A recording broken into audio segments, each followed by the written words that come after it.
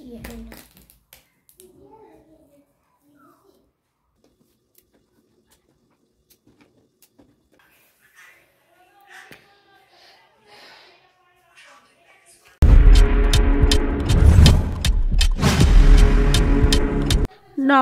বন্ধুরা, সবাই কেমন আছেন? আশা করি সবাই ভালো আছেন। আজ শুক্রবারের সন্ধে আর ভিডিওটা শুরু করে দিলাম। এখন 8:30 বাজে।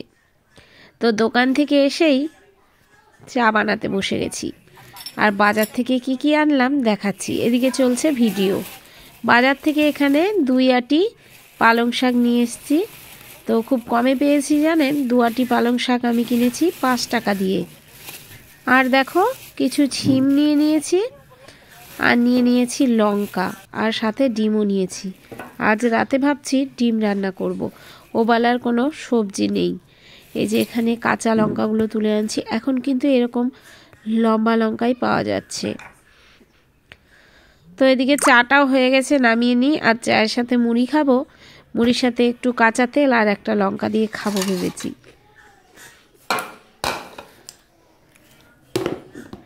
তো চায়ের সাথে একটু মুড়ি নিয়ে নিলাম। বিস্কুটের থেকে না মুড়িটাই খেতে অনেক ভালো লাগে। তো এই লঙ্কাটাও নিয়ে নিয়েছি। তো চাটা খেয়ে লঙ্কার বোটাগুলো ছাড়িয়ে নেই, কারণ এই বোটাগুলো থাকলে না লঙ্কাগুলো তাড়াতাড়ি পচে যায়। তো এগুলো কিন্তু আমি জল দিয়ে ধুয়ে নিয়েছি। ধুয়ে কিছুটা মুছে তারপর রেখে দিয়েছি, কারণ যখন তাড়াহুড়া পড়ে না তখন আর লঙ্কা ধোয়ার সময় থাকে না। তো ওই জন্যই ধুয়ে নিয়েছি। আর এদিকে দেখো পালং শাকগুলো রাতেই বেছে ধুয়ে রেখে দেব। খুব সকালে উঠে রান্না করতে হবে, কালকে স্যাটারডে। তো যাই হোক, স্যাটারডে সেকেন্ড স্যাটারডে সিজার বাবার ছুটি থাকে, কিন্তু এক্সট্রা ডিউটি পড়েছে, যার জন্য কিন্তু ছুটি নেই। কালকেও অফিসে যাবে। তো সকালে উঠে আমাকে রান্না করতে হবে। তো ভাবলাম যে শাকটাগুলো এখনই বেছে নেই, বেছে টেছে তারপরে রান্নাটা বসাবো। ওই যে বললাম ডিম রান্না করব, যার জন্য কিছু আলু ধুয়ে এখানে লবণ দিয়ে বসিয়ে দিলাম। তা আলুটা কিছুটা সেদ্ধ হওয়ার পরে কিন্তু আমি ডিম দেব, না হলে ডিম সেদ্ধ হয়ে যায় কিন্তু আলু সেদ্ধ হয় না।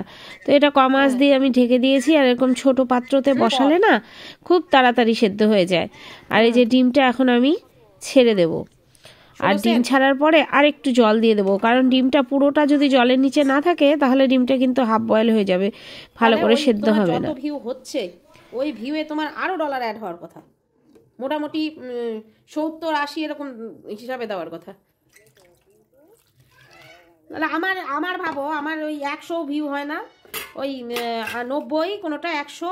আর লোকের কথা, সবাই ওই ছোট ভিডিওতে অ্যাডভার্টাইজ কম দেয়। তো অ্যাডভার্টাইজ কম দিলে টাকা কম দেয়, বুঝলা? এটাই হচ্ছে কথা। তো আমি কিন্তু কথা বলছিলাম ভালো মায়ের সাথে। রান্নার সময়টা আমি ভালো মায়ের সাথে ফোন করে কথা বলি বেশিরভাগ দিনই। ডিমগুলো সেদ্ধ হয়ে গেছে, এখন একে একে ডিমগুলো আগে নামিয়ে নেব। এরপরে কিন্তু আলুগুলোও ডিমের সাথে নামিয়ে নেব। এবার একটু ঠান্ডা জল নিয়ে দিয়েছি, কারণ ঠান্ডা না করলে কিন্তু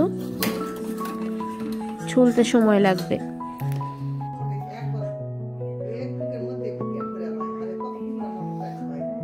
জল দিনের পর দিন জল এখন কষ্ট হয়ে গেছে।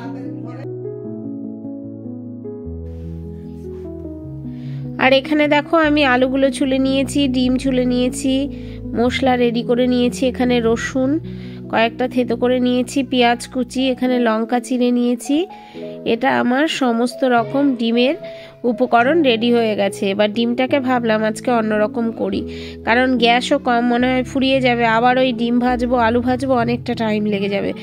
আর তেলও কিন্তু আমার কাছে আজকে একটু কমই আছে। তো ভাবলাম অন্যরকমভাবেই করি। আর দেখো ডিমটাকে যদি মাঝখান দিয়ে ফাড়িয়ে নেওয়া হয় তাহলে কিন্তু ডিমের ভেতরে অনেকটা মশলা ঢুকে যায়, আর ডিমটা খেতে অনেক সুস্বাদু লাগে। যার জন্যই আমি চাকু দিয়ে ডিমেরটা একটু ফালি ফালি করে নিচ্ছি। আর এইদিকে মশলা রেডি হয়ে গেছে। তো আজকে কিন্তু অন্যভাবে ডিম কষাটা করব। তো এই কড়াইয়ের মধ্যেই রান্না করব। তো কড়াইয়ের মধ্যে কিন্তু আমি একে একে ডিম সিদ্ধ, আলু সিদ্ধ এগুলো সব নিয়ে নিচ্ছি। এর মধ্যেই সমস্ত রকম মশলা, পেঁয়াজ, রসুন সব কিছু কিন্তু দিয়ে দেবো, দিয়ে একবারে মেখে নিয়ে উনুনে বসিয়ে দেব। তো যাই হোক, এটা এখানে আমি আলু ডিম রেখে দিয়েছি আর পেঁয়াজ কুচি, রসুন কুচি এক এক করে দিয়ে দেবো। এর আগে কিন্তু আমি এরকম করে রান্না করিনি, এটাই ফার্স্ট। তো যাই হোক, যখন যেই পরিস্থিতি থাকে আমাদের তখন কিন্তু সেভাবেই বুদ্ধি কাটিয়ে চালিয়ে নিতে হয়। তো যাই হোক, এক্সট্রা আর কোনো লঙ্কা দেব না, এখানে কাঁচা লঙ্কা চিড়েছিলাম আর এর মধ্যে আদা জিরা বাটা আছে। তো মশলাটা দিয়ে দিলাম। এবারে কিন্তু আমি তেল দিয়ে দেবো। আমার কাছে লাল তেল মানে সর্ষের তেলটা শেষ হয়ে গেছে, তো সর্ষের তেল অল্প আছে আর সাদা তেল দুটোই দিয়ে দেবো। তো এখানে কিন্তু হলুদ লবণ পরিমাণ মতো অ্যাড করে দিয়েছি। হলুদ মনে হয় আমার একটু বেশি হয়ে গেল। যাই হোক, রান্না করে দেখা যাক। তারপরে একটা আলু ভেঙে দিলেও কিন্তু হলুদ বা লবণের ধাকটা অনেকটা কমে যায়। তো চলো একটু তেল দিয়ে দেই। তো এর মধ্যে একটু সর্ষের তেল আর একটু সয়াবিন অয়েল দুটোই দেব আমি। এই যে দুটো তেলই কিন্তু অ্যাড করে দিলাম আর এটা এবারে ভালো করে মেখে নেব। এক্সট্রা কোনো জল কিন্তু এর মধ্যে আমি অ্যাড করব না। তো এই যে মেখে নিয়ে যে একটা হাতে মশলা থাকে সেটাকে ধুয়ে যে জলটুকু দেব এটাই, তাছাড়া এক্সট্রা কোনো দেব না। তো এটা যখন আমি উনুনে বসিয়ে দেব আর ঢাকা দেওয়া থাকবে কম আঁচে, তখন আস্তে আস্তে করে কিন্তু একটা জল ছাড়বে। তো এই তেল আর জলেই কিন্তু রান্নাটা হয়ে যাবে আর খুব তাড়াতাড়ি হয়ে যাবে। মাত্র 7-8 মিনিটের মধ্যেই এই রান্নাটা আমার কমপ্লিট হয়ে যাবে। তো এবারে কিন্তু ডিমটা মাখানো হয়ে গেছে, এটা রেখে দেবো আমি 10 মিনিট। একটু মজে আসলে তারপরে উনুনে বসাবো।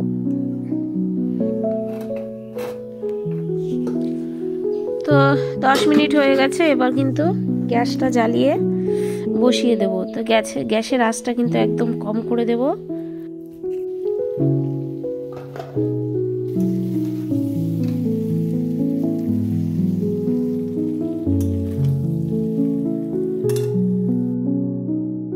তো 5 মিনিট পরে এই যে ঢাকাটা সরিয়ে দিয়েছি আর দেখো আমার হয়েও গেছে। এই যে ডিম কষাটা এরকম একটা লুক এসছে, দেখে মনে হচ্ছে অনেক টেস্টি হয়েছে।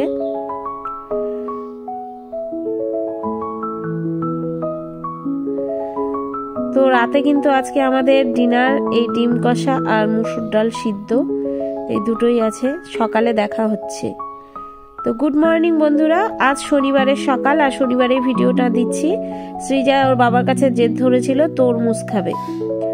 তোর বাবা কিন্তু কালকে রাতে অফিস থেকে আসার সময় তরমুজটা এনে দিয়েছে। এখন বলছে মা তরমুজটা কেটে দাও। তো এখন প্রায় 12টার মতো বেজে গেছে। তো ভাবলাম যে যাক, এখন তরমুজটা ওকে কেটে দেই, কারণ ভাত খাওয়া আরও 1-1.5 ঘন্টা দেরি আছে। তো এখনকার তরমুজ কেমন হবে জানি না, সদ্য উঠেছে। তো দেখা যাক এরকম হয়। তো দেখো তরমুজটা কিন্তু বেশ সুন্দর লাল আছে। এখন খেতে কেমন হয় সৃজা খেয়ে বলবে যে খেতে কেমন লাগছে। তো ওকে একটা টুকরো আমি এটা কেটে দেব, দিয়ে ওকে দেব খেতে, আর ওই টুকরোটা ফ্রিজে রেখে দেব। তরমুজ কিন্তু ফ্রিজে রাখলে অনেক সুস্বাদু লাগে।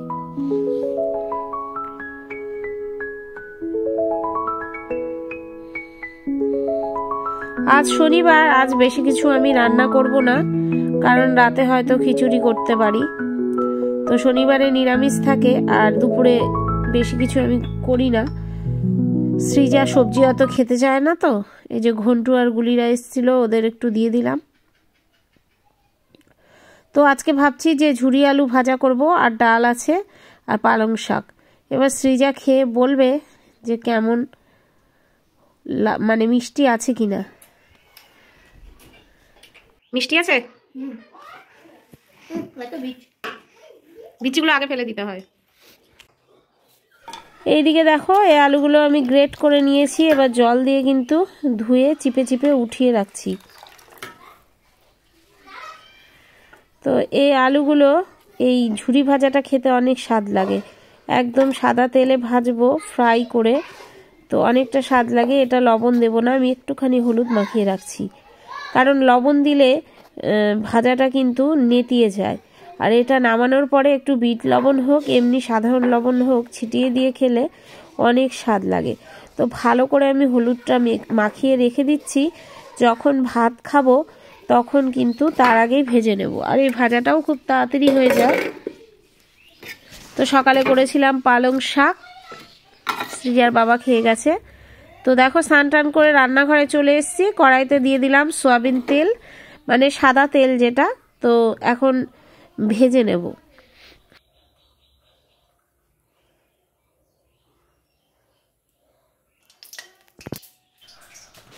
আর অনেক দেরি হয়ে গেছে, 2টো বেজে গেছে, প্রচণ্ড খিদে পেয়ে গেছে আজকে। তো তেলটা আসে নাকি দেখি। হ্যাঁ, তেল চলে এসছে। এবার আলু ভাজাটা ছেড়ে দেব।